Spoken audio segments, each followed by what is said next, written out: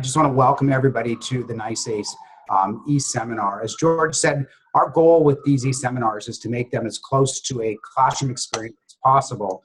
So what I would like to be able to do today in the next hour is make this as interactive as possible too. So there'll be times when we'll have some conversation. I would like you to participate in the conversation rather than just me speaking at you for an hour. I want to also thank you. All of you are trustees, I would assume. I see a couple heads. I see a board chair. Hi, Suzanne. I see you there from Brown School. And some of you have been with us in sessions before, and I recognize you from previous sessions that we have done. But I, as someone who has been a trustee and has been a board chair at independent schools and as George said, currently serves on boards, I just want to thank you for the work that you do on behalf of the NYSAIS schools that you're serving. I also want to acknowledge that this format, the eSeminar format that we've created, allows NYSAIS to have conversations, and all of us to have conversations throughout the state. NYSAIS is a statewide organization, as you know, and we currently have in this session, or signed up for this session, 16 different schools, and 8 of them are from upstate, actually. So what I'm going to do is I'm going to share my screen, and then we will have some conversation throughout this entire session. So let me see if I can do that. I'll switch over to share my screen right now, and we'll get started. Just a note on sharing screens. You will only see on the right-hand side, or wherever you placed it, a few of us. You can scroll through the other people if you want to. You can resize that. You have a lot of control of what you're doing. So my goal for today is my topic for today is just lessons learned on how to become a successful trustee. And so I want to start off with this statement here, which is something that I think and that Peter Drucker thinks should be over this boardroom door of every nonprofit organization. And I'd like you to take a moment and just read this. And I'm going to ask you in just a second to just react to Peter's comments. And I'd like to hear your thoughts about what Peter says about being on a nonprofit board of trustees. So just take a second and just read it carefully.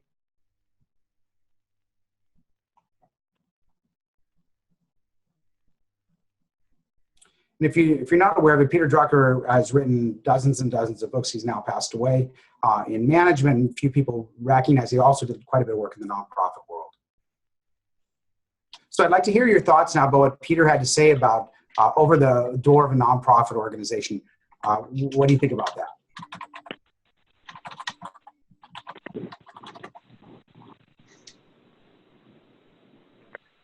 You can unmute your microphones, whoever's speaking. Left-hand corner is to unmute yourself. So do you think it's true? Do you think it's accurate? What do you think? A thumb up. You can unmute your microphone up there at Woodland Hill. Hi, Susan. Mark? Yeah, go ahead. Hi, this is Rachel from Chelsea Day School. Hi, Rachel. Go ahead. I couldn't agree more. I think, you know, I speak for really myself, but I know that there's a real commitment to the school and the mission, and that's our collective goal, to see that that gets carried out. And we fully understand our fiduciary responsibility, so that statement really rang true to me. Good, it resonated with you. Others, what about this distinction between power and responsibility? Any thoughts about that? Yes, Susan, good. Hi, Mark. You know, I think sometimes people think that the board runs the school and has the power to run the school, but I mean, our head is who runs the school, and as the board, we have the responsibility to basically provide her with the financial stability that she needs so that she has the power to run it. So that's what I was thinking of when I read it. Okay, and that leads us into then some of the goals that we will have for today. So let's move on to those goals, if you don't mind.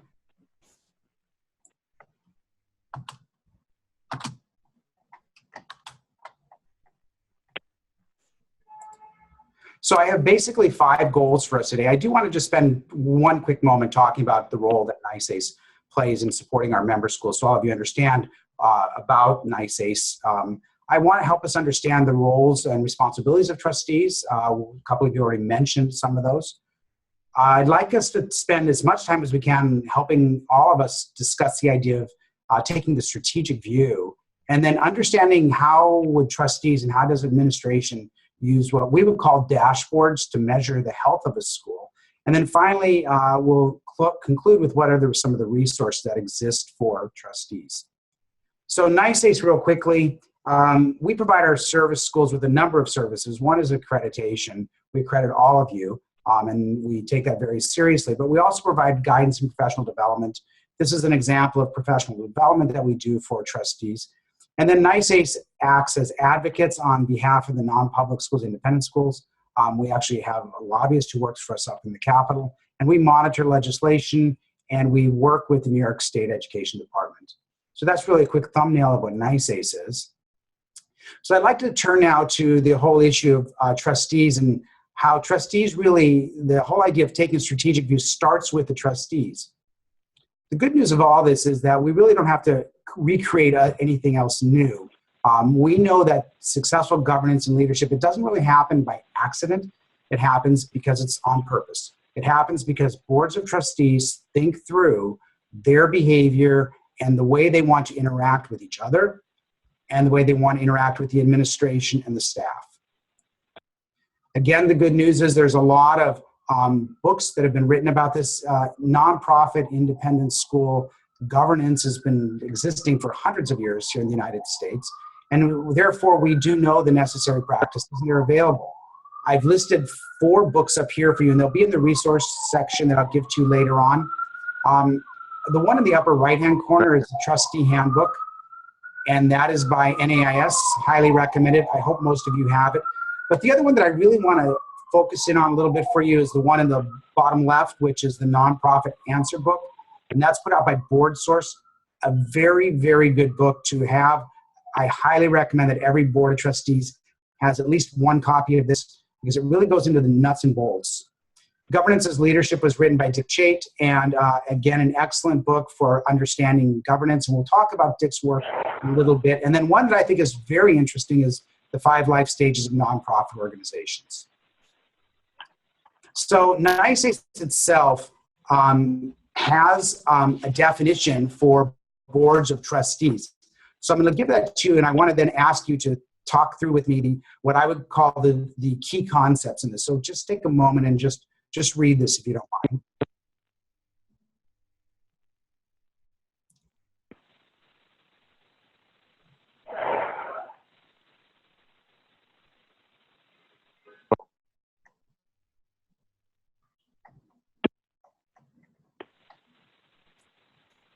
So if you could think through what were some of the key concepts that are outlined in our definition of a board of trustees that again resonate with you.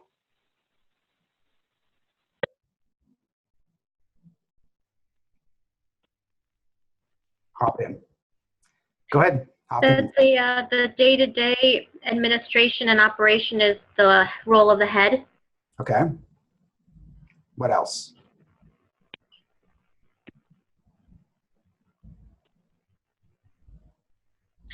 I guess this is sustainability. Mark. Oh, sorry, Suzanne. Go ahead. Go ahead. Go ahead. Oh, sorry, it's Rachel again from Chelsea Day School. I used the term before, but fiduciary. I mean, you know, building and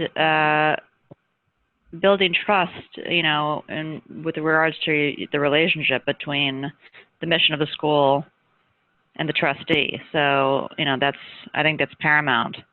How about this concept of a deliberative body or deliberative group? What does that mean to you? To each of you? I mean, to me, I guess it's mindful and thoughtfulness, and that we're not being impulsive, but that we can document how we thought through our decisions. Okay. What else? Hop in. You can all you have to do is unmute your microphone to join the conversation. Hi, Suzanne. This is Suzanne Engel from Winston Prep School. Really working together to support the school's mission rang true to me. Working together as a group that supports each other to support the larger picture. Okay, great. Yeah. What else? This is Wendy Gilman at Woodland Hill. I would say it's also not being afraid to ask questions. Yes. To talk through issues. Right. Okay. And we're going to elaborate on all the comments that all of you made in just a moment. So let me move us back on. And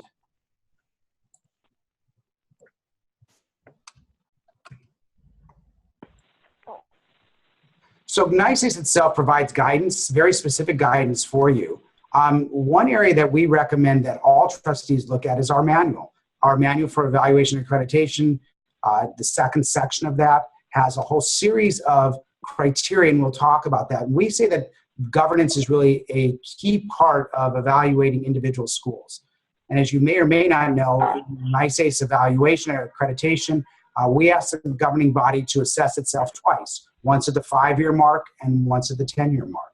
But actually the assessment should go on a regular basis, and we'll talk about that in just a minute. We have a total of 19 criteria for accreditation.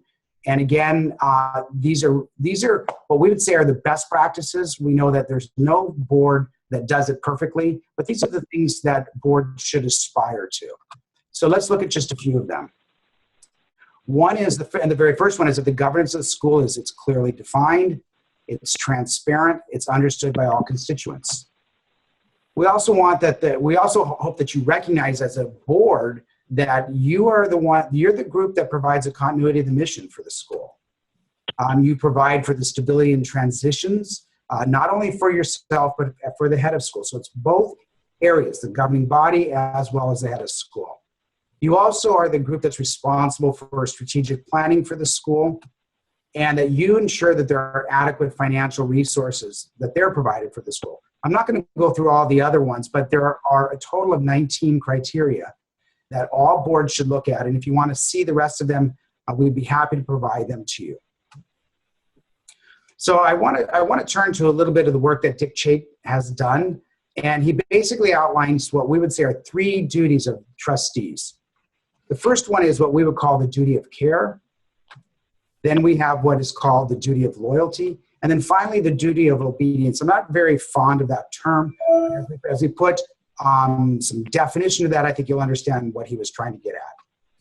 So with the duty of care, this is where you as a member of the board, you would actively participate in making decisions and you're using your best judgment to do so.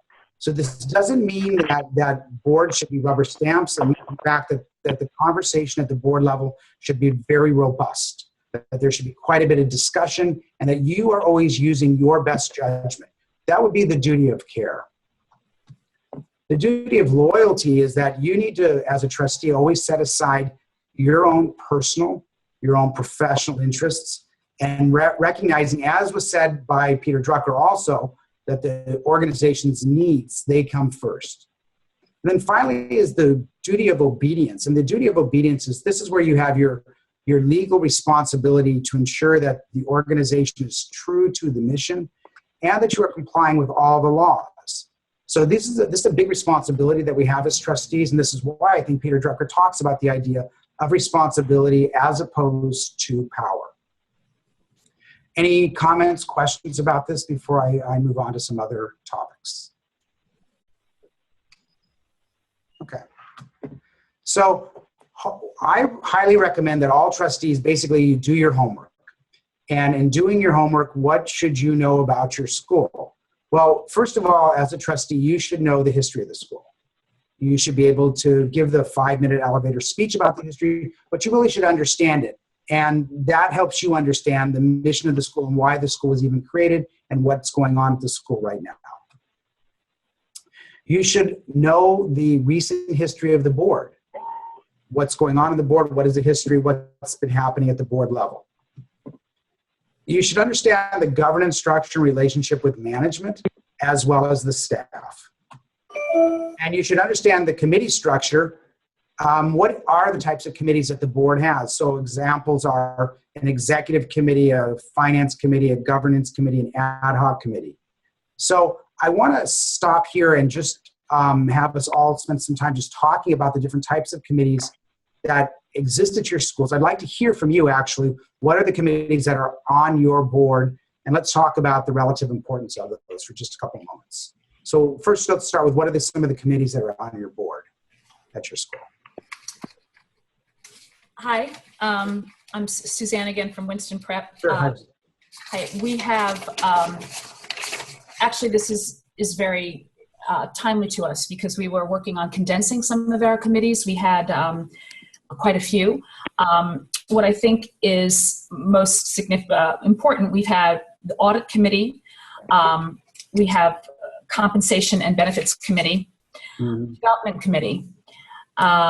We have a combined Governance Trustees Committee.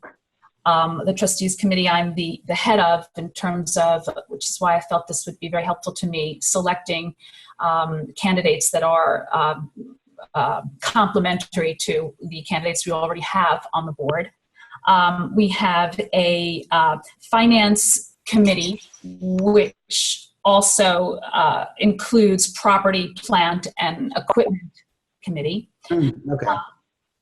Sorry? Yeah, that's good. That's Yeah. great. And a Regulatory Affairs Committee. Okay. So talk to me a little bit about, talk about the governance committee at your school and how you see that role. You mentioned Suzanne, is it Suzanne? It's Suzanne, right? Suzanne, yeah. Yeah, you mentioned that you were looking for people who are complementary to your board. Can you just elaborate on that just a little bit? Well, so that our school has several campuses. We and also has a diverse population.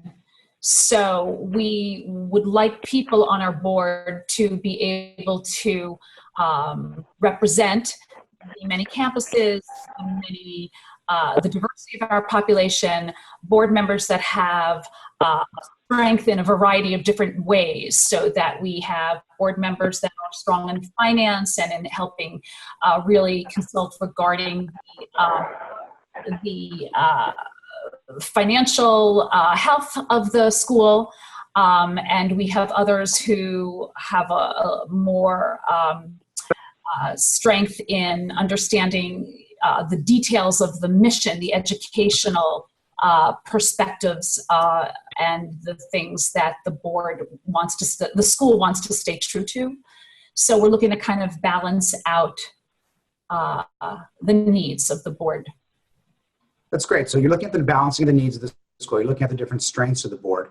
And I think that the governance committee is one of those committees that really has to spend time thinking through who would make a good board member. Because sometimes somebody you think they've got the right skill set, but do they also have the skills to work with other people, to build consensus, to listen to different points of view, to have be able to adjust their view depending on different points of view, also different perspectives that are brought to the board.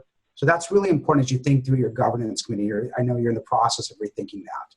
Any other comments about any of the committees that anybody would like to offer up? Hi, Mark. Susan from Woodland Hill. Yeah, go ahead, Susan. Committee on Trustees versus Governance Committee. Is there a difference? I think that the term tends to be used more interchangeably, although the governance committee also tends to be a little broader in that they're looking at governance practices. They're looking at perhaps bylaws. They might cover a little wider range. Committee on Trustees seems to imply, for most schools, you're just talking about new trustees.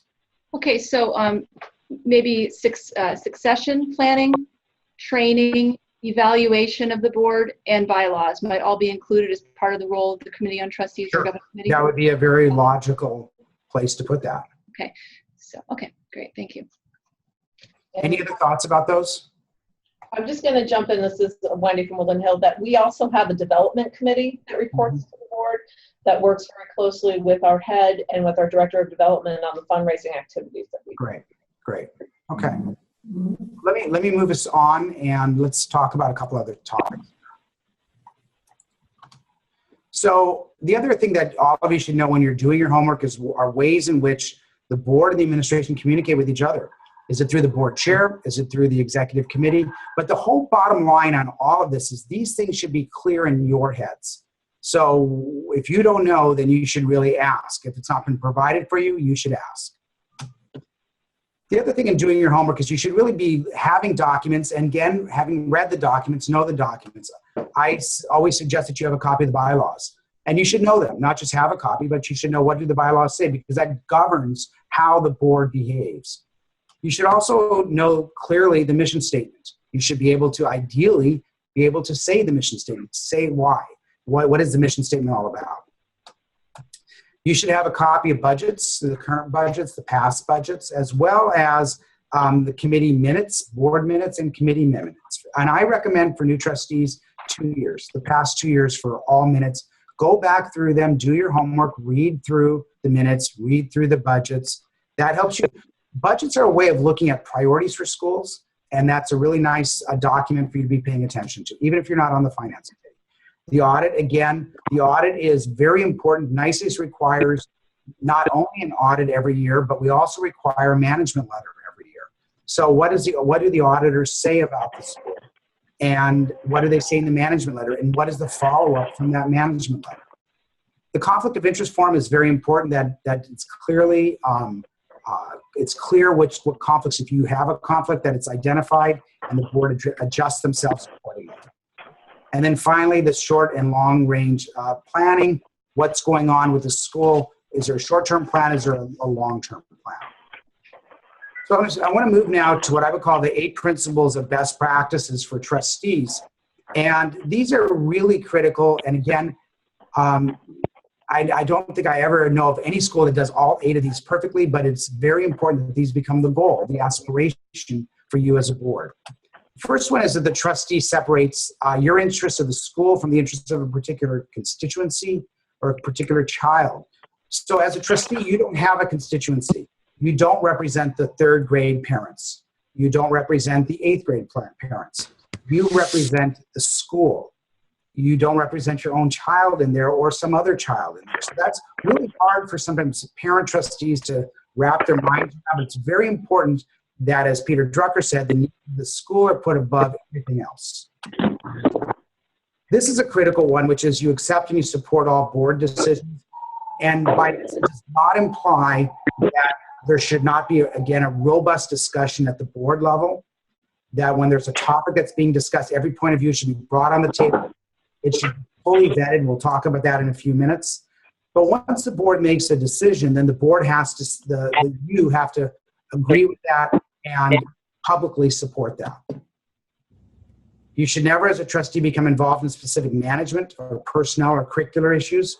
That really is the responsibility of the head of school and the management team.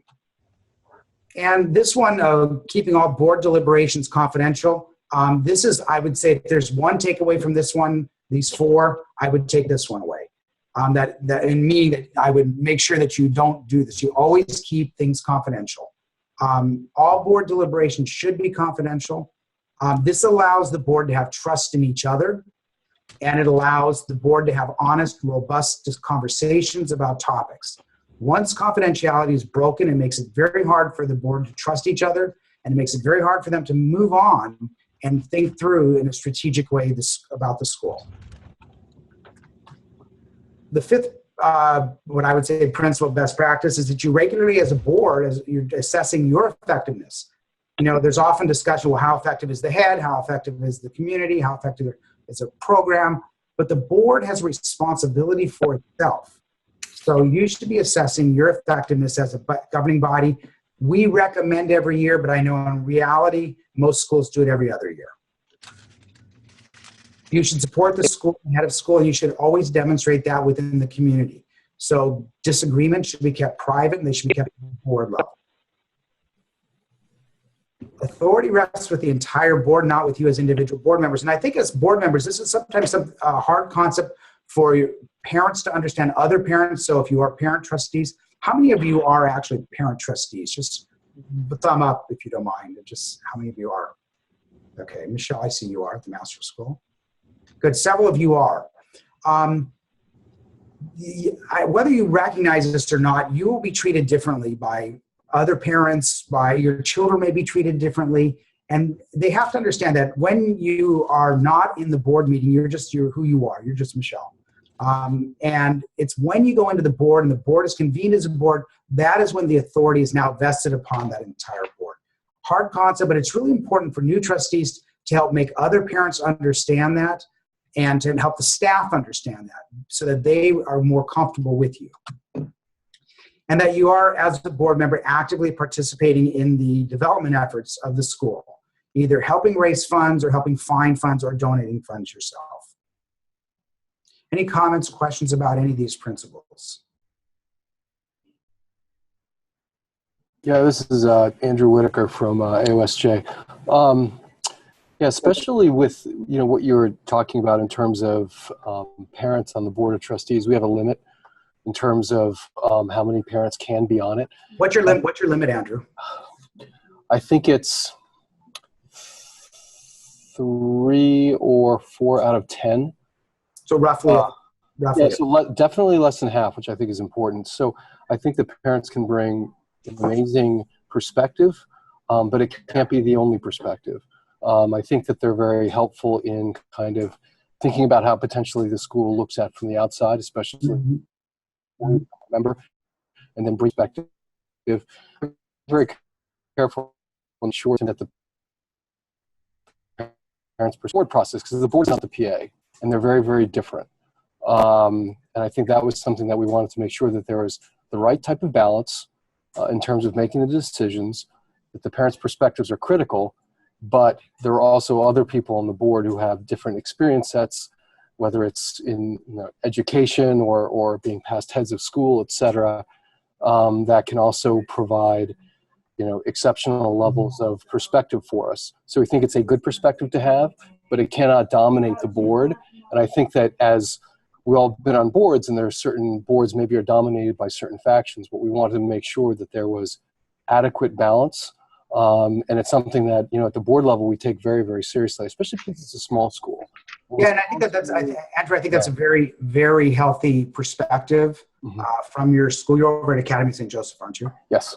Yeah. And I think that it is a very healthy perspective, because keeping in mind, parents, as a parent, and when you have your parent hat on, you are thinking short term, you're thinking your child, you're thinking about what's going on right now. That's important. But as a trustee, you also have to think about what's going to happen in the school 5 years from now, 10 years from now, 20 years from now. So you are taking a very different perspective when you are a trustee. So I agree with you. And many schools try to create that third model, and that's not necessarily a bad idea at all. So thank you for sharing that. I heard another, Susan. I think also it's important, especially if you have parents on your board, that the conversation happens at the board level, and then that confidentiality is maintained, but that people aren't afraid to speak up and talk about whatever issues are there. But then the board does speak as one mind, and once that decision is made, all board members have to abide by that. And I know in the case when we were ready to move to a new school, we did have one board member that did step down as a result, because he did not abide by what the whole board was, and he did the right thing, because unless he was willing to go along with what the board had decided, then it would be the best for him to step down in that case. Absolutely. Excellent comment. Thank you, Susan. Let me move us to the next part, which is what I would call the indicators of healthy governance. Let's see if I can do this. I think I shared my screen with you.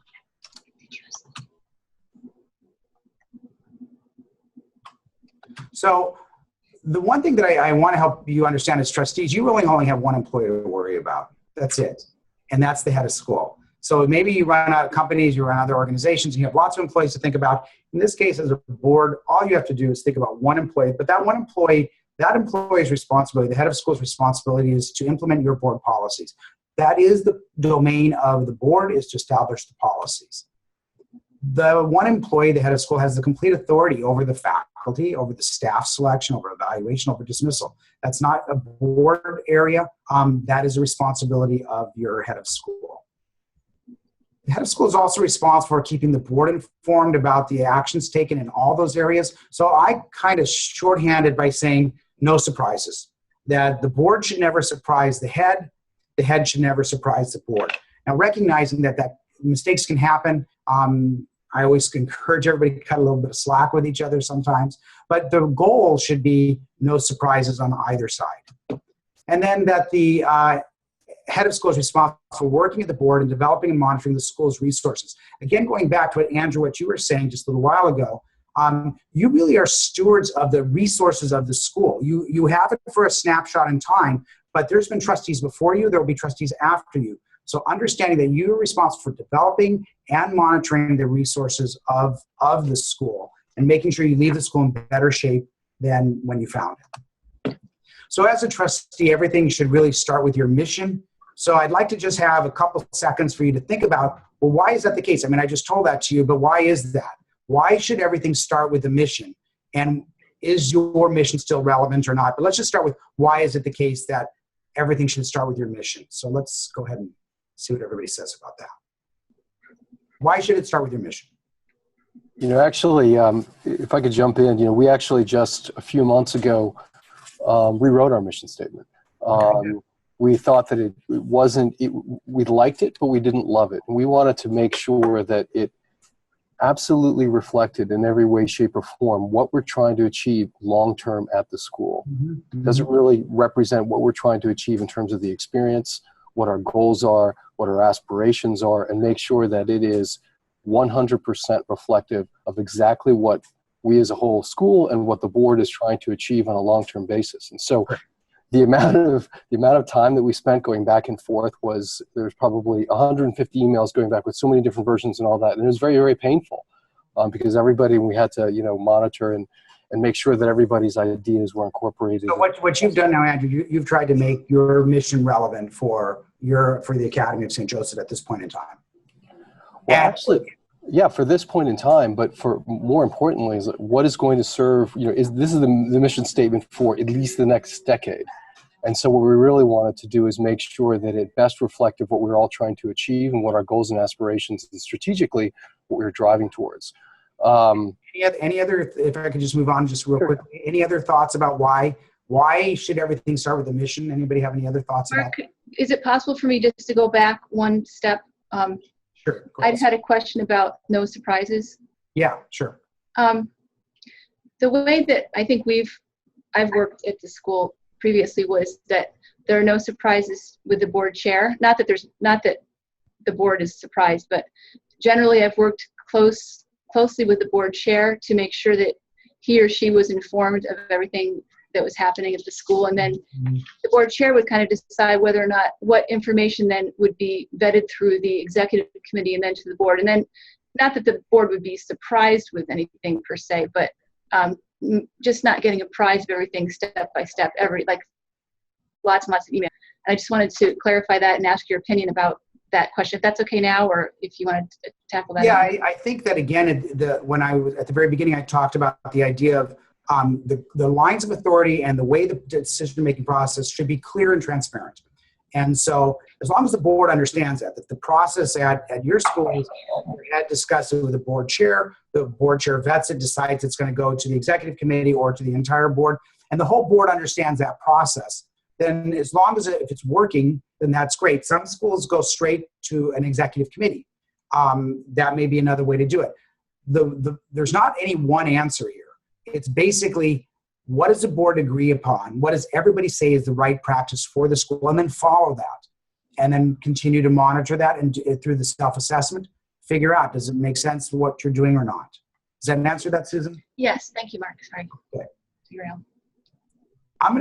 I get asked quite often, what should you as trustees focus on? And so I want to just give you a couple things. Again, this comes from the work of Dick Chait. Let me see if I can bring it to you. So basically, trustees should focus in three areas, and some of you have already mentioned this. One is the fiduciary, one is what we would call the fiduciary mode, the generative mode, and then the strategic mode. So the fiduciary mode, again, is the bedrock. It is the foundation to make sure that the school is faithful to the mission, you're accountable for performance, and you comply with all laws and regulations. So if as a board you do nothing else, you must do the fiduciary. You have a legal responsibility to do this. This is the bare minimum. But you've all been brought onto the board because you have different types of talents and skills and ways at looking at issues. So that would move us into what we would call the generative mode. And in the generative mode, you work as a team with the head of school and perhaps key leadership, maybe the administrative staff, in order to frame problems and make sense of ambiguous situations. As a board member, you know you never get perfect information. You have lots of, what's a trend? We were in the regional meetings recently and we were hearing about trends in enrollment.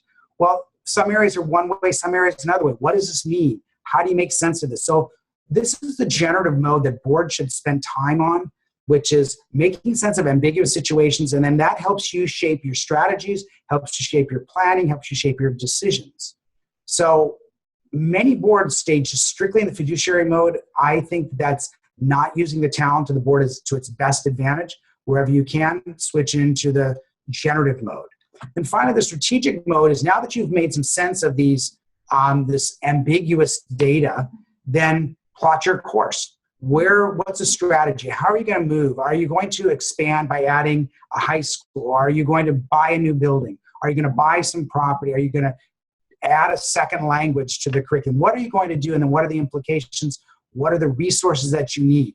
So these three modes, the fiduciary, generative, and strategic modes, are the modes as trustees that all of you should spend as much time as you can on, more time on the generative and strategic, because that is really where the big thinking goes from the board. I'm going to skip this. I'm going to move right into some dashboards. We often talk about the idea of how do boards assess themselves and what are dashboard indicators. So I'm going to give you some definitions. First is that dashboards, you're using data, you're measuring trends, you're looking at the health of your school over time. I'd call that the trend analysis. You should be creating a set of comparison organizations. We recommend at least 5, but maybe 6 or 7. And that would be the comparative analysis. How do we look in relationship to other schools like us? You should be, as a board, again, focusing on the big picture. What's the comparative analysis? What's the trend analysis? What is this saying to us? You should be thinking, again, in this fiduciary, strategic, and generative manner. And these should be reviewed by the appropriate board committee. And this should be done really at regular intervals by the committees and by the boards. So let me give you a couple of quick examples. One are some financial dashboards. So a very common one are income and expense trends. Looking at it in a comparative way, other organizations looking at a trend. What's the trend for your school? Fee and trend and tuition trends. Again, comparative and trend analysis. Your salary trends, that's a very big one. It's probably 70% of your budgets. So what's going on there? That's a very important one to follow and understand what's going on in your type of school. Financial assistance trends, and that's very different for boarding schools as for day schools. And that's an important concept to begin to think through. Many schools struggle with the idea of what does financial assistance really mean. It's a good generative conversation for a board. And then annual giving trends. This is often a leading indicator of what's going on, sort of the health of the school. How are your giving trends? Are they going up? Are they staying flat? Are they going down? So as trustees, what I always suggest is you think through what are the financial dashboards that are important to your school.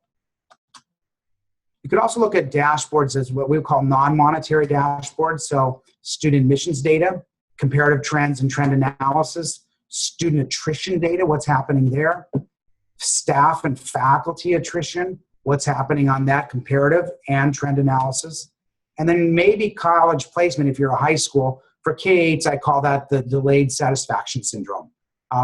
You can't really measure that, although some schools measure it by high school placement.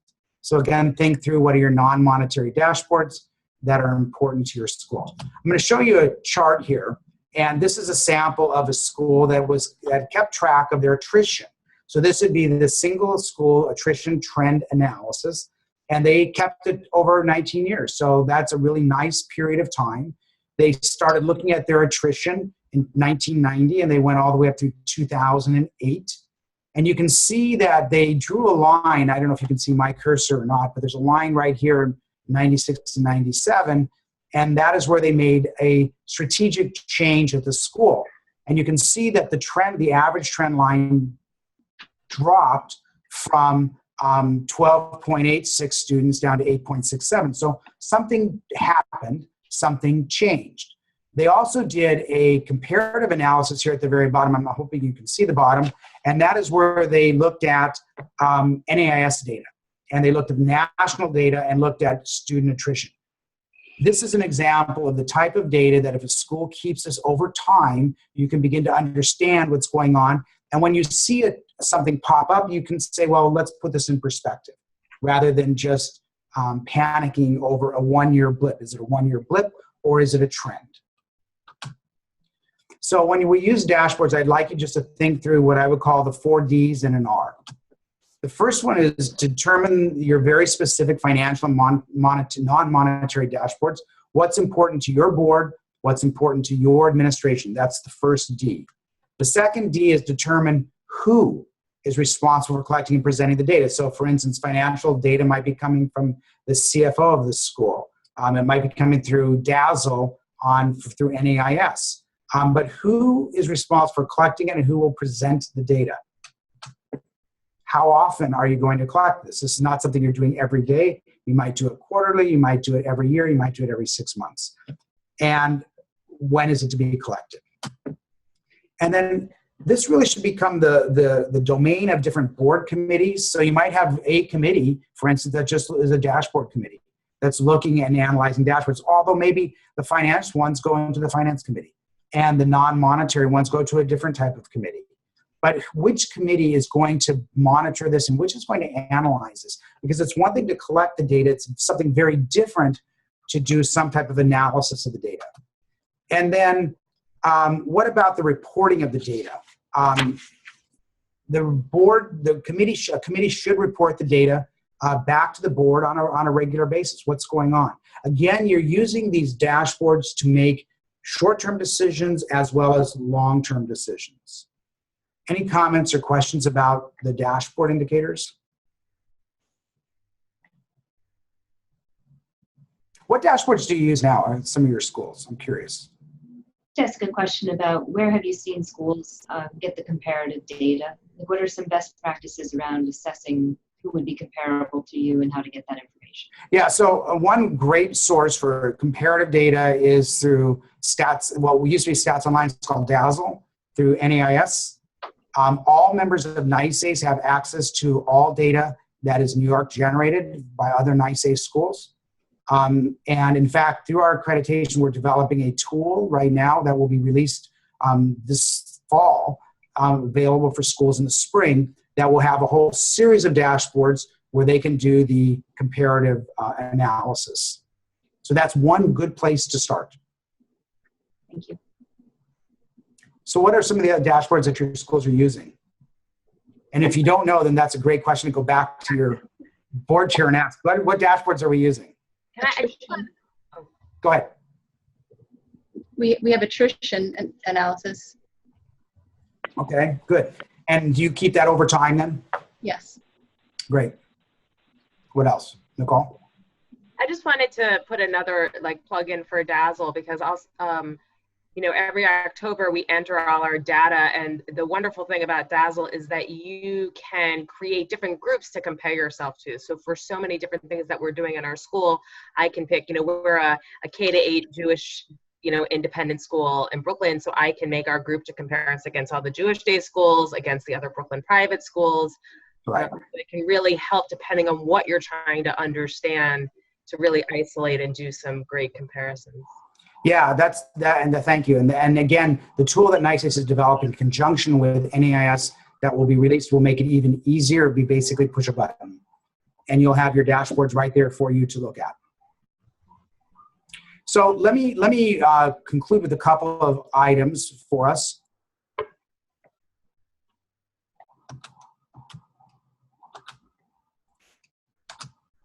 So we've talked about assessing the school. The other thing that should be happening is you should assess yourselves. The board should assess itself. And again, NYSAIS has a tool. For this, we have a Board of Trustees self-assessment. This really should be happening every year. I know that it's hard, and often this is the one that gets pushed to the back. But this is very important for boards to spend time looking at how are you doing as a board, knowing that the goal is to get just better, to improve yourselves as boards.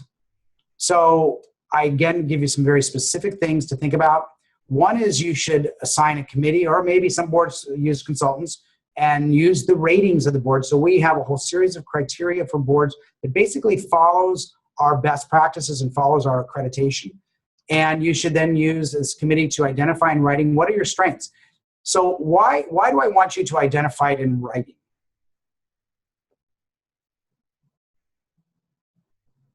You can unmute your microphones to answer that.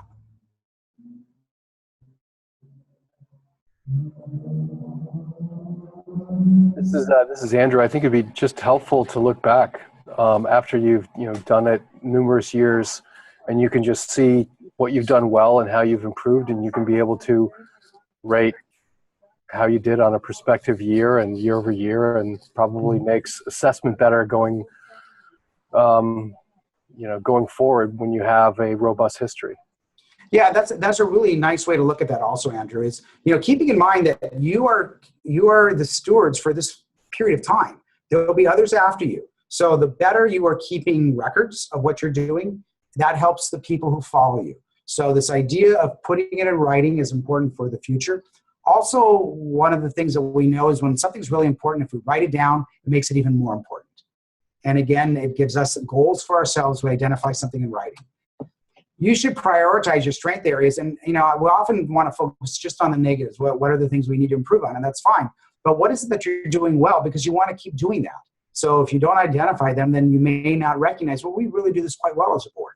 And again, prioritize your strength areas. You should identify in writing, again, what are the growth areas for your school? And following that up with a prioritization also. And some boards will say, well, we have 7. Well, you're not going to tackle 7 in a year. Your volunteers as board members, you're not going to be able to do 7. So prioritize. What is the first 1 or 2 that you really want to accomplish this year? And then write it down. Again, similar to what we're doing with the dashboard to determine which committees, is it a standing committee, is it an ad hoc committee should participate in this assessment. Sometimes it's a governance committee. You should have some type of implementation timeline. And the reason we always like timelines is because it makes sure that this gets done. We want to have this for this board meeting in December. We want this for the board meeting in March. And then finally, I highly recommend that you dedicate maybe 5-10 minutes, maybe more, maybe a little less, but there is time set aside at each board meeting to basically give a committee progress update. How's it going? What have you done with that?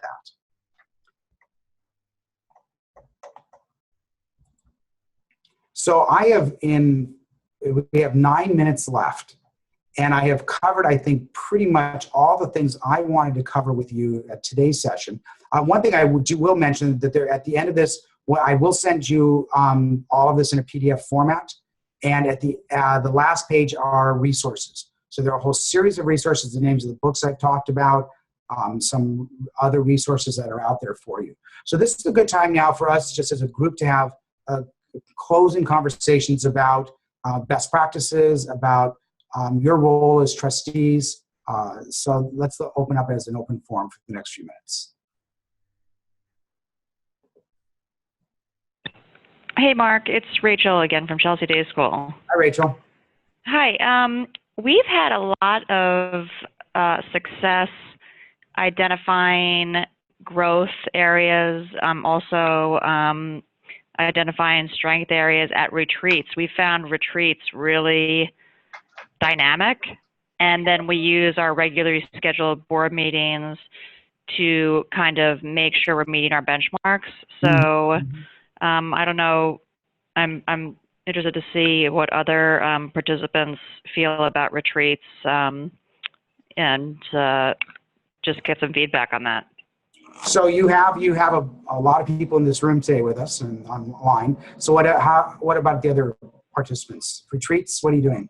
Can you elaborate on what retreat means? Is it like overnight, or is it for a few hours or a few days? Yeah, we actually, no, it's not overnight. It's usually maybe a half-day affair. We'll even we'll hold it at the school. It's not something where we go when we travel necessarily for that, but we just identify it as a retreat, more of a special time period carved out. And we might actually break that up into doing a spring retreat, doing a fall retreat, where we kind of come together as a group, usually on a weekend, without the, you know, the hazards of time constraints, basically, if someone's coming from work or not. And it's just really a really refreshing way to make sure we meet, you know, we're kind of working towards our goals together. So that's what I mean by retreat. Okay. That's what we do too, and it's successful. We do it yearly. We've in the past done it twice a year, but I think generally speaking, we do it yearly. Other schools on retreats? Do you do retreats, not retreats? We've begun to do retreats over the summer. I think that it's a good portion of the day. I think we're looking at ways to maybe utilize that time where all the board members come together most productively. So I'm interested in understanding how about the NYSAIS self-assessment and how we could bring findings from that to this retreat to help focus us. Great, good. Some of the other schools? Okay. What are some of the other topics we might want to cover as a group, as you have everybody else here to share some ideas or thoughts? This is Ann at Emma Willard. I'm curious about the size of some other independent school trustee board sizes. We're discussing, ours is currently 28, and wondering if that's just too big and cumbersome, and curious about how some of you other people's board sizes. Well, let's go around and we'll just ask. So each of you just unmute your microphones and you want to just tell us how many members are on your board. Right now we have 10 plus the chair, so 10 voting members plus the chair. We were a little bit bigger last year and we purposefully wanted to keep it a smaller group. We've had a real difficult time finding a time that everyone's available to meet together, and the smaller group we have, we find we're more able to get everybody at the meeting. Okay. What else? Others? Sizes? Yeah, 15. Which schools? So that's Woodland? Woodland Hill, yeah. Okay, who else? We're 10, Winston Prep School. We just made it a bit smaller recently, but we're looking to maybe add another 2 members to, again, balance out our strengths a bit. Okay. Andrew? Yeah, we're 8 going to probably about 10. We found that a small group sometimes it just makes for much more efficient decision making, but we also agree that 8's too small, and so we're going to move to probably 10 or 11. Okay. Nicole, what about you? Just unmute your mic. There you go. Yeah. We're at 15 and we would like to be larger, but have done a lot of reflective thinking and the board assessment tool, and want to move slowly so that way the next board members we're bringing on are really the right match versus just doing it for the sake of knowing we need to be bigger. Okay. It's a challenge. Mm-hmm. Anybody else? Stu, you want to chime in here about knots? It's Rachel again. We're 12 at Chelsea Day School, okay. And we've looked to perhaps add maybe 2 more, but I think for our size, we feel that smaller is a little bit better. It just allows us to kind of interface better with each other. So I think, Ann, one of the things I'm hearing here, and what we see also at NYSAIS is we see anywhere between 12 and 18 is a pretty nice number. Although the NYSAIS board itself, I think we're at 22, and that number does work for NYSAIS. I can't comment on 28. That again would be something that Emma might want to, your board might want to look at, and as part of your self-assessment, do an assessment of that. Thank you. You're welcome. Anything else for tonight? Well, I want to just thank all of you for participating in our NYSAIS seminar. I hope this has been helpful for you. And we do have other NYSAIS seminars that are going to go on throughout this year. So just watch for those. And of course, if you have any questions directly, you can send me a question, mark@nysais.org. I'd be happy to respond to your questions. And we will send out to you the PDF of this presentation today. So thank you all very much and have a very wonderful afternoon.